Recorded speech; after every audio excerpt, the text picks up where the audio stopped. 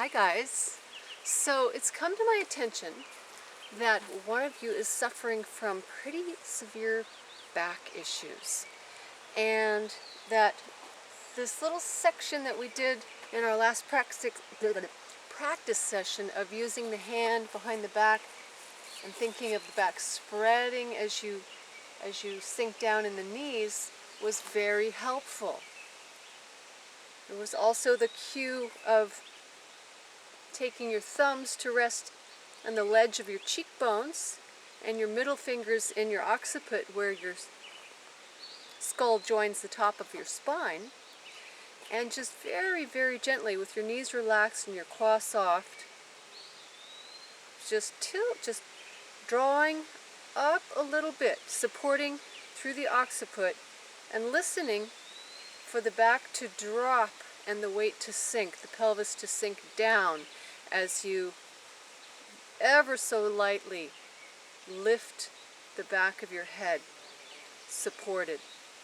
So I wanted to do a little bit more exploring, give you some other things to think about along the same vein. So let me lower the camera real quick.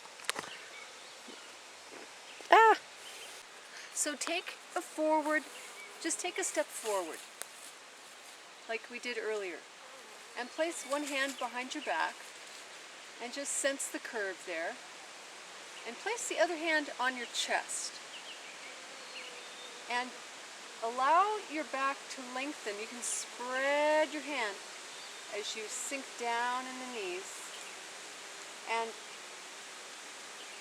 listen to what's happening in your sternum, in your chest, as you spread the back. And then take the other hand and place it behind your neck. Place it behind your neck. And as you spread your hand, as you lower down and spread the hand, could you take the head up? Take the head and look up.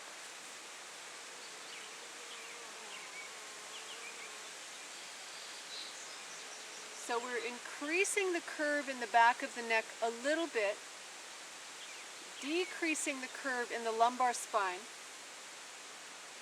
Now what's happening in the chest? Can you feel your chest sinking?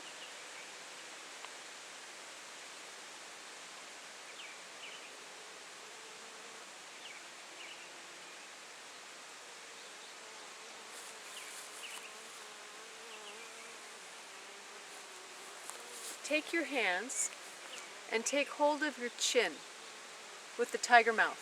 Take hold of your chin at the lower part of the jaw. And in your step position, relax your knees, spread the tissues of your back, and very gently think of gliding your skull a little bit forward, just a little bit forward. Until you feel the back is full, the chest is sunk, and the head is a little forward.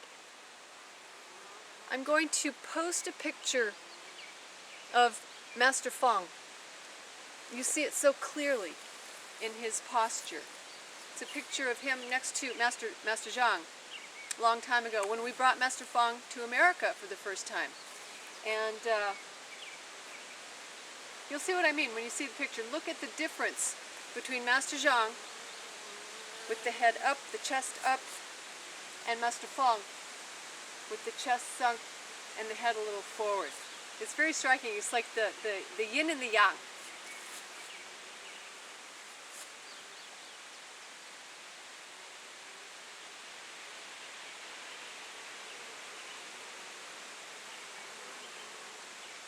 So we're listening for the relationships between the cervical spine of the neck, the thoracic spine where all the ribs are attached, and the lumbar.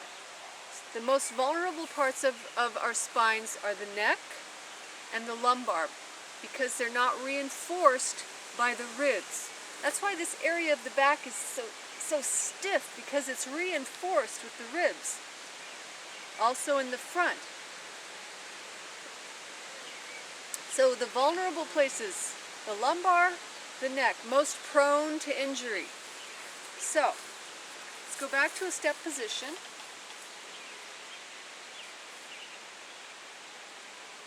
Spread the tissues of your back.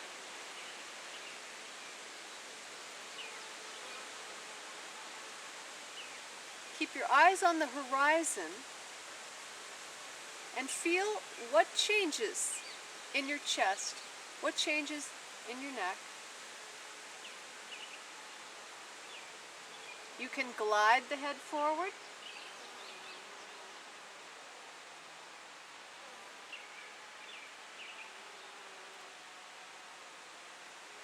You could take the face up.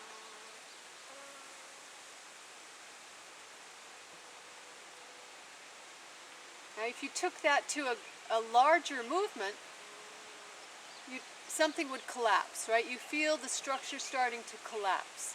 So there's a point of no return.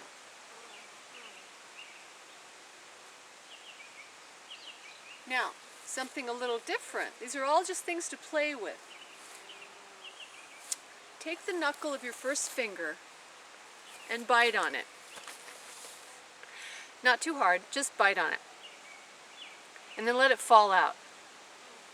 So very light, it's so light that your hand slips out by its own weight. Hopefully your teeth stay in your head. So, take hold of your knuckle, and then don't let it go. And just with a little bit of pressure, hold on to the knuckle.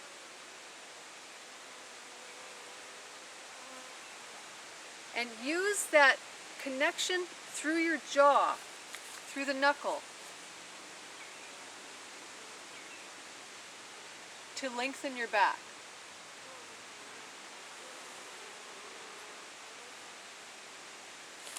So this is very, very subtle. The arm is going as though to pull forward, but you're not pulling forward. There is a moment where it goes, and the neck escapes back. The curve of the neck releases and lengthens. You can put one hand behind and palpate with your finger pads.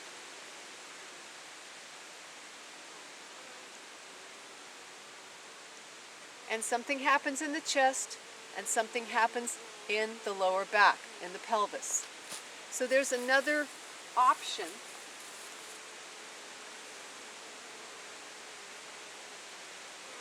This brings the head upright. So this is more the posture we want for things like this. Remember, Master Zhang used to come around and take people's heads and do something like this. He used to take their chin and the back of their neck and very lightly set their head up and a little back when they were in a posture on one leg, because you want to pull the spine straight. You don't want this, right? It wouldn't. You want this. So we're constantly reaffirming our relationship to gravity through our spine like a wave. Like a wave. It's constantly changing in response to our relationship to gravity and our structure and what it is that we want to do. So,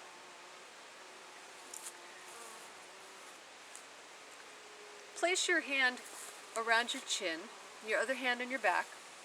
Take a step position. And just begin to sink your legs and let your chin draw a little forward.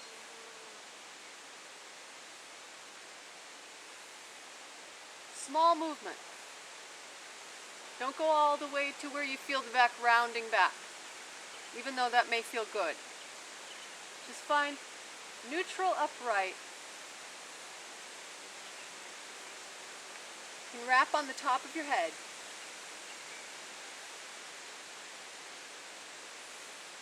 And then just shift your weight a little forward and back.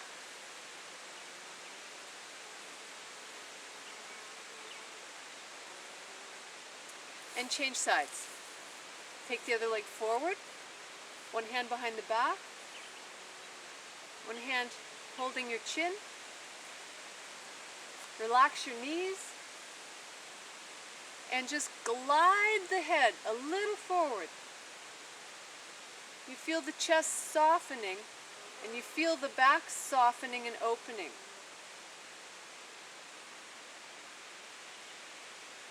You've sunk in your quad. That's all you need.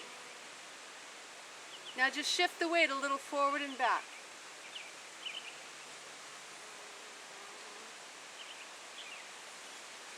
Make it the way you want it to feel. Always listen to your movements. How would you like them to feel? That it feels good to you, to your body, not copying anybody else's body. So now a little different. Take your thumbs and your middle fingers and lengthen your spine until you feel. You start with your legs straight until you feel the knees sink.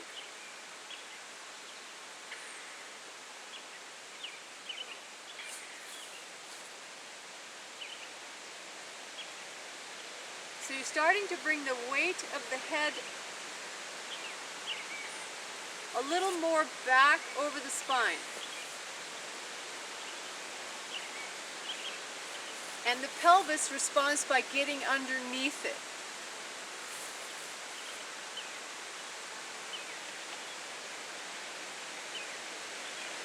Now, confirm that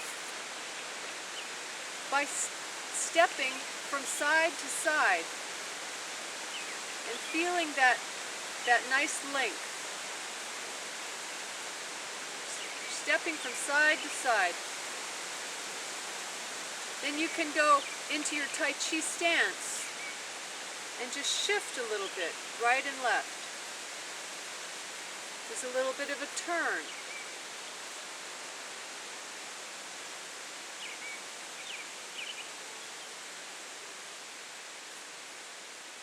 Okay, so there's some more explorations you can do with regards to your head. It's very, very subtle. Go very gently, no forcing. Just think of the head gliding forward or gliding back and up. Feel the response so lightly.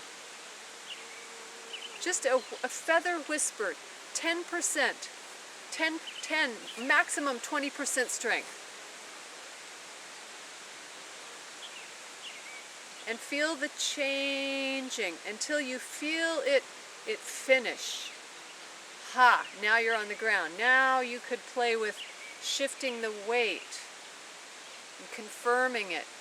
One side might feel a little bit different.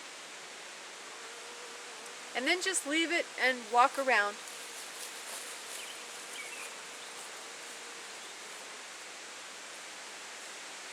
And then let's learn the next move. So, what's leading up to it? We have tying the coat. So take an easy stance. Not too wide, not too low. Open your back. Sit down.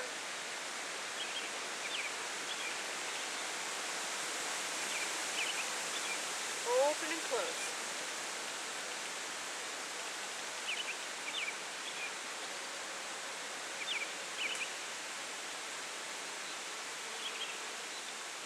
Do you remember from the previous video, the wrist opens the hip joint. So right here, when you're warding off,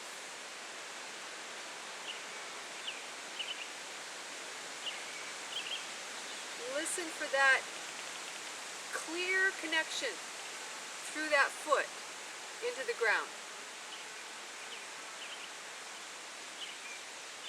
So going very, very lightly.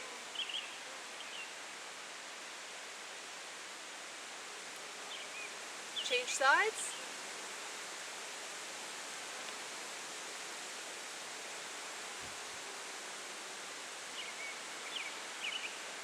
Listen for the hand, the wrist, the hip.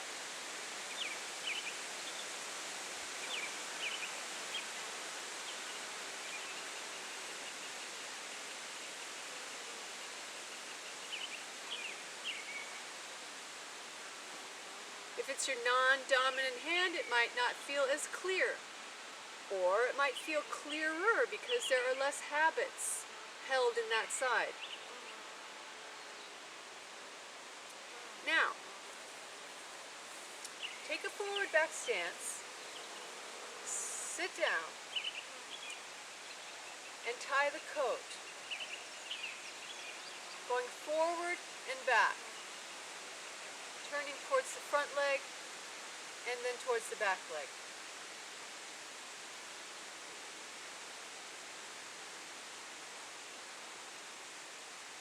And now could you begin moving forward as you open your arm?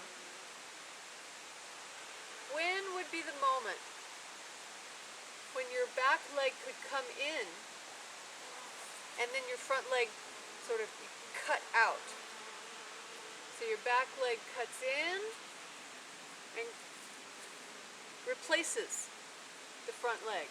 Forward, bump. Your weight goes forward, it stays back. Forward, back.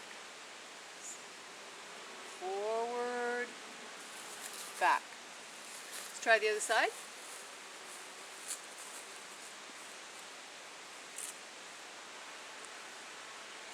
Comfortable forward back stance.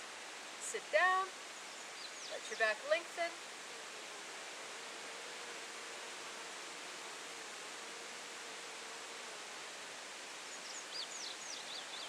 Soft hands. Weight forward, weight back.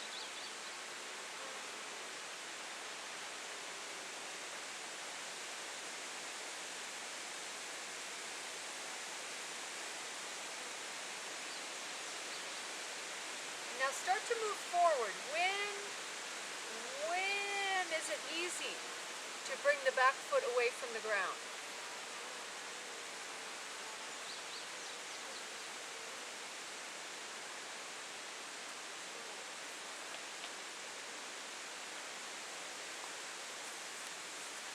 And you may find that turning into the front hip and the arm draws the leg. So turn so you're easy in that hip. And the leg should feel very, very light. You could reverse. You could change your mind and say, oh, no, I'm going to go back. Forward. You could change your mind. Which requires you being straight. Once you start to lean, you see the trajectory.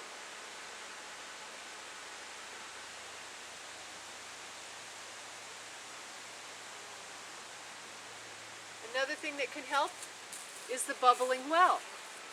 Pushing through the ball of the foot. Pushing through the ball of the foot. If you're in a very wide stance, that might be what you need to do. Because remember, the bubbling well is called that because anyone who's seen water bubbling out of the ground, it's the source of the movement. It comes up and the stream goes somewhere. The bubbling well comes through you and off goes the water flowing down into the woods. Okay, so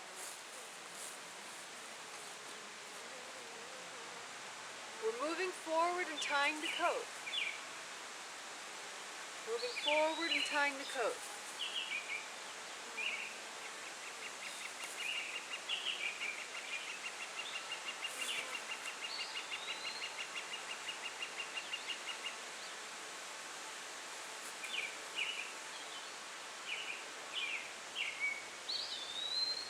How do you get into white snake flicks the tongue?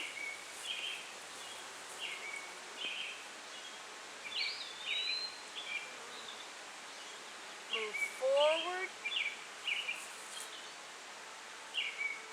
Don't move. Turn out the front foot. Block. Block.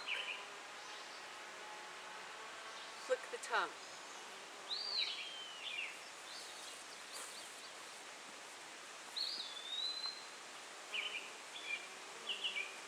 Let's take one open without moving. Now, advance forward. Take another one. Move. 1, 2,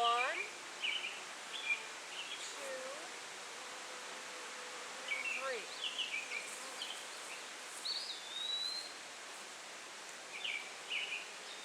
Open. Don't go anywhere. Move.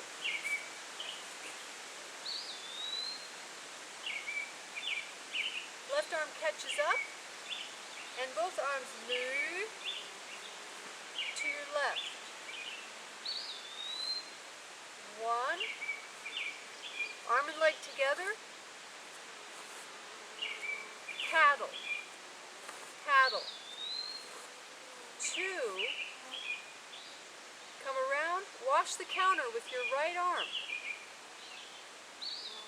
And the left arm pulls down, draws down, and the right hand goes through their trachea.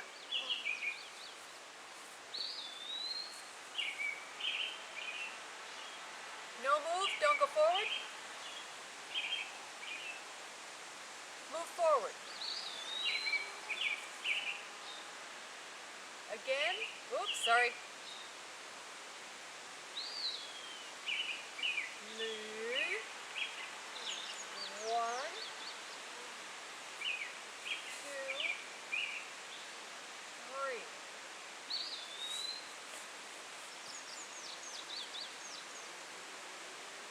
Open, close. Move. Open. With left. Forward, forward, forward.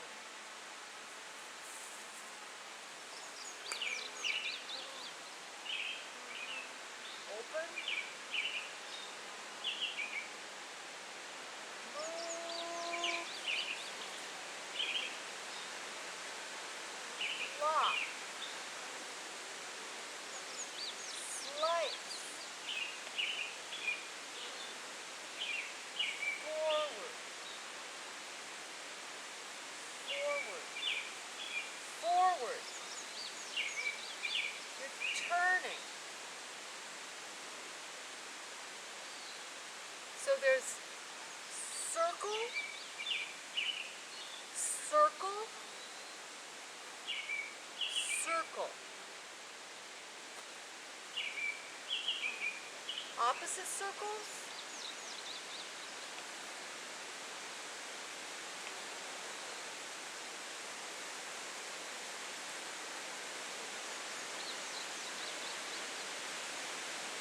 Right? Yin-yang symbol.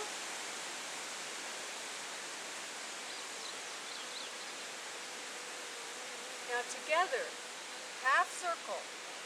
Right arm makes a full circle. Left arm rides the bicycle. Right arm goes around the counter and comes through like a missile.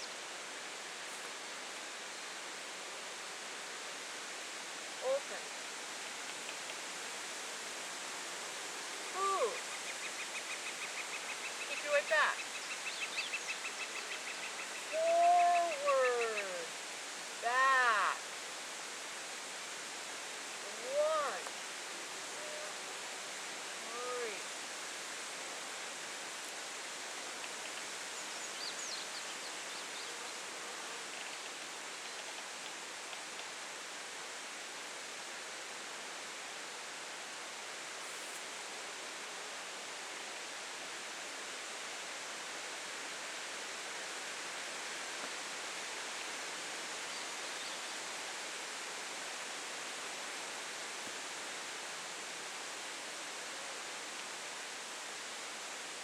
Catch flies. Catch flies.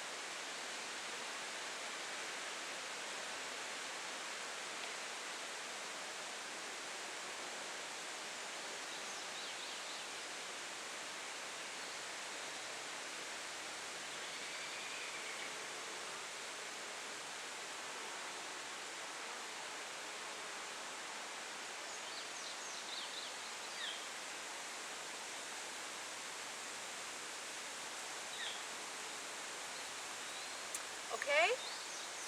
So that's our coming into the next move. There's so many different ways to practice. And while it's fun to be powerful and strong and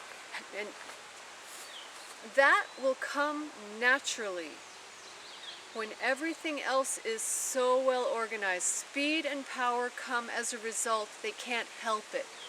But if you try to bypass the basics, the head, the pelvis, the sinking, the relaxed, everything geometrically in alignment, functionally in alignment, you only end up wearing down the joints, putting shearing force into places that don't want it, that don't like it, and yeah. So you can harm yourself, you can heal yourself, all in the way you practice. Okay? I think that's enough for today. So, hala. Next time, we review and we go on. Bye-bye.